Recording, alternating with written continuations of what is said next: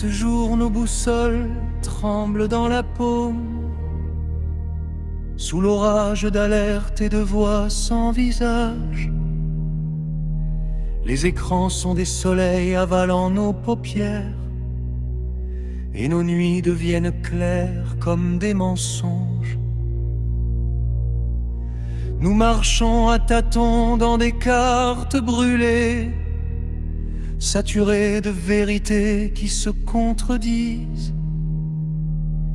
Nos certitudes fondent comme neige numérique dans le flux incessant des mots qui s'entrechoquent.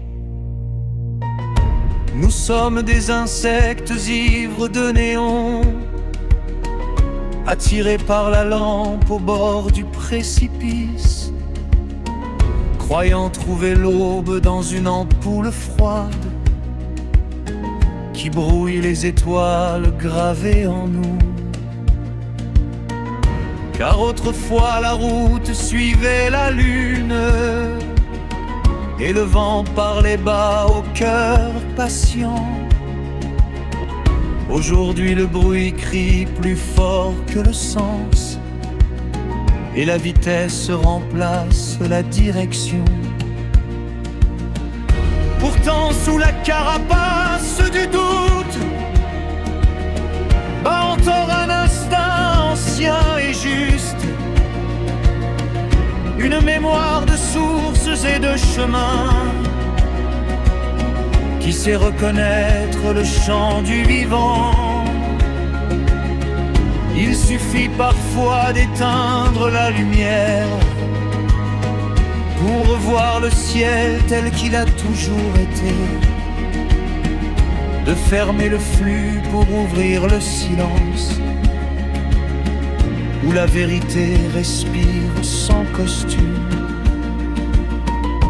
Nous ne sommes pas nés pour tourner en rond autour de feux qui consument nos ailes, mais pour tracer ensemble des constellations avec nos gestes simples et nos voix liées. Redonner au temps le goût de l'attente et à la parole le poids de l'engagement. Chercher moins à briller qu'à éclairer, moins à convaincre qu'à comprendre.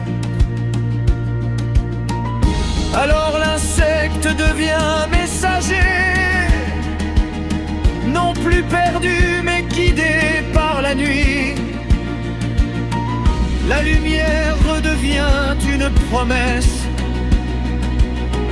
et non un piège tendu à nos désirs. Nos pas s'accordent au rythme de la terre, nos regards apprennent à se relever, de l'écran vers le visage de l'autre, du signal vers le sens partagé. Car la vie n'est pas un fil d'actualité, mais un feu fragile à nourrir ensemble. Et si nous retrouvons ce feu intérieur, même l'obscurité saura nous guider. Car le sens naît quand l'humain se souvient.